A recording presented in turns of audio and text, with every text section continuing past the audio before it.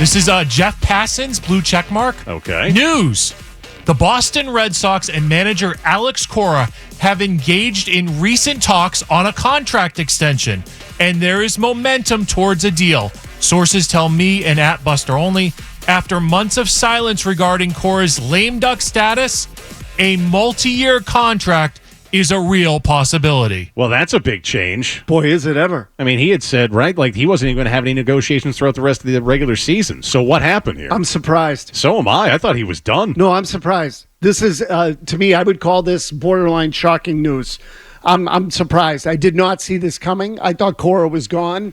And if Cora is willing to re-up here, I'll tell you what, let me process it for a minute. Yeah, let's think about this. Let me well, process that's big. So, because it felt like Alex Cora was a lame duck, even though you're getting the best out of him and this team this season. Just a game out of the wild card after the win in Denver last night. So, you can breathe easy, Red Sox fans. Okay, maybe they are going to add. Well, maybe they're not going to just add. They're going to re-up the manager. Just within the last, 8-10 minutes, we got this from Jeff Passan of ESPN, who tweets, news, the Boston Red Sox and manager Alex Cora have engaged in recent talks on a contract extension, and there is momentum toward a deal, sources tell me and Buster Only at ESPN. After months of silence regarding Cora's lame duck status, a multi-year contract is a real possibility. So this is massive news, and that this felt like this was done, Mazz. He was going to play out the string or manage out the string this year, and given a max effort, the team is behind him, that's for certain. But I felt like this guy was going to end up being the manager of the New York Yankees in 2025. Instead, we now hear from Jeff Passan maybe a multi-year extension on the table. So it has to be what? I think A, a mountain of money. And how about B, maybe some assurance that before we got to A, look, we're going to actually do something for real ahead of the trade deadline. Maybe, Murray. Or some combination of the two. Look, the money's a given. Okay, the money's a given. And so, but if he's done, I'm sorry to cut you off, but if he's done, and the money might not matter because he's going to get a mountain of it from some other team because he's sick of how this is being operated here. But if Correct. they tell him, look, you know what? We are going to do something here. We promise you that. And how about we can now talk about you staying here as well? If I'm him and I've been frustrated about the way the operation's been run the last few years, I hear that first thing, I'm like, okay, let's see it, and then we can start talking because I would like to stay here. So I would want more assurances if I were him. That would be my one concern.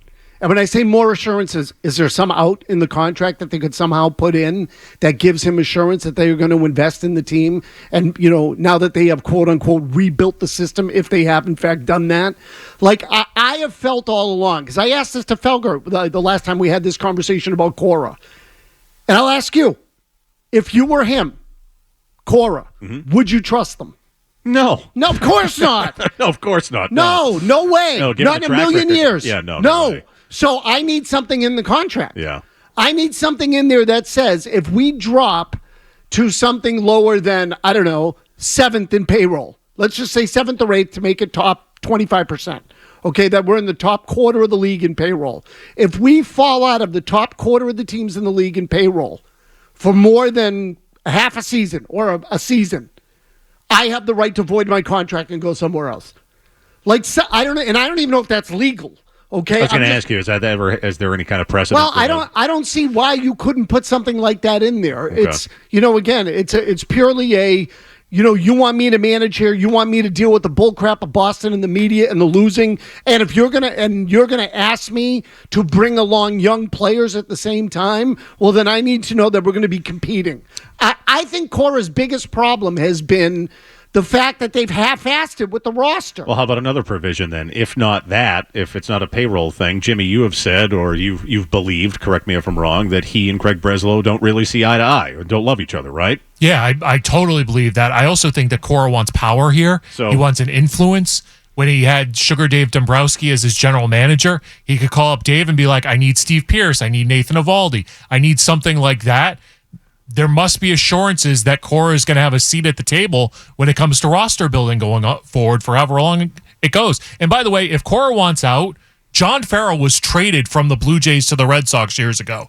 Cora could just ask for a trade and they get some sort of compensation because maybe Cora's not doing a good job in 2-3 years and the Red Sox want out from whatever the money is going to be. They could trade him to somebody who, like the Dodgers or somebody like that. But yeah, I would assume that Cora is getting some power in this contract extension if it happens. You know, there was also some indication of it, Jimmy, that cut that we have from Buster Olney and Carl Ravitch at the beginning of the game on Sunday night, which was what? Was that when they just came back, or was that right before? Yeah, it was just Sunday night. Okay, so that Sunday night where Ravitch says that Cora sounded like singing a different tune at the big things were coming. Yeah, we're 9 days until the trade deadline. A lot of teams are asking themselves, are we going to be buyers? Are we going to be sellers? Well, in this case, the Dodgers and the Red Sox appear as if they're going to be big buyers. The Dodgers, of course, looking for starting pitching. Garrett Crochet has been talked a lot about in the Dodgers organization. And on the Red Sox side, they also are in the market for starting pitching. No waffling this year compared to the last 2 seasons. We'll be talking a lot about this during the course of tonight's game, Carl. Yeah, very encouraging conversation we had with that guy right there, Alex Cora, who certainly made it sound like, you know, maybe unlike Craig Breslow did when I spoke to him a few weeks ago, where we're kind of trying to do and find things that would work. He made it sound like we are really invested. Okay, so there you go. Like, and I didn't make much of it at this time. I thought Cora was maybe just playing the game. Sure. And in retrospect, maybe he's been playing a game all along. I fell for it. I thought he was out of here. Now, look, the deal's not done, so let's see if he actually signs. But if all this was Cora's way of getting the Red Sox to up his ante, because I'm getting the hell out of here because this is not worth my time anymore, and in the process they said, okay, fine, we'll make you one of the highest paid managers in the game. Will that get you to stay? Well, then good for him. He played it right. He fooled me. I think he fooled a lot of people. But that comment about we're serious, you know, about the deadline, the way that Carl Ravitch puts it, you look at it now and said maybe they have given him assurances, to your point, Murray. I would want that, because I haven't thought this is – I've been under the impression, Mazz, that this hasn't been about money with Cora. And maybe I'm an idiot, a sap for thinking that, because it ultimately usually is always about money. But I just felt like he's done with the way that they've operated this organization. So he's given a max effort this year. And, you know, like the team has been behind him and all that. But this is it. It's like, let's do it for Skip, because this is going to be his last year. I didn't think it was about money. Maybe it really was. Yeah, look, again, it's always a factor. Yeah. Okay, it's always I just assumed he'd be able to get the money somewhere else. Right, that's the thing. Okay, so whether it's one of the New York teams, the Dodgers, well, you know, whatever. Cora to me is a big market manager. Without question. I think he's a guy that you bring in when you want to win championships. You give him the talent. He keeps everybody pointed in the right direction. And in the Red Sox defense, maybe they were frustrated a little bit the last couple of years, and they were unwilling to go to a certain level until he showed that, hey, are you going to fight through the deadline? Are you going to keep the team, you know, and they're not really through the deadline yet, so let's see what happens if they don't do anything. No, that's fair. This could be their big move, by the way, is re-signing the manager. They need to do something more. If I'm him too, like, I'd want more. Like, if I'm going to be here, like, it just can't be about me getting a mountain of money. You got to help the team too, because again, he'll be able to get a mountain of money from the Dodgers when they end up failing in the playoffs again, or the Mets. Or the Yankees. Yeah, I can see why they want him. Okay, Cora's out there every day. He's the face of the franchise. He totally is, Murray. I think he's more than Devers. Yes, he's the biggest, most identifiable person in the organization. He is. It's a big job. And it was that way in a lot of ways. It was that way when Francona was here, although they had stars on that team. But that is the link to the public. Cora's a big part of that. So I understand why they want him, especially when none of them want to talk and be public. Okay, I get it. It makes sense for them to pay Alex Cora. Why does he want to stay? That's my question. Why does he want to stay? What's in it for Cora beyond the money?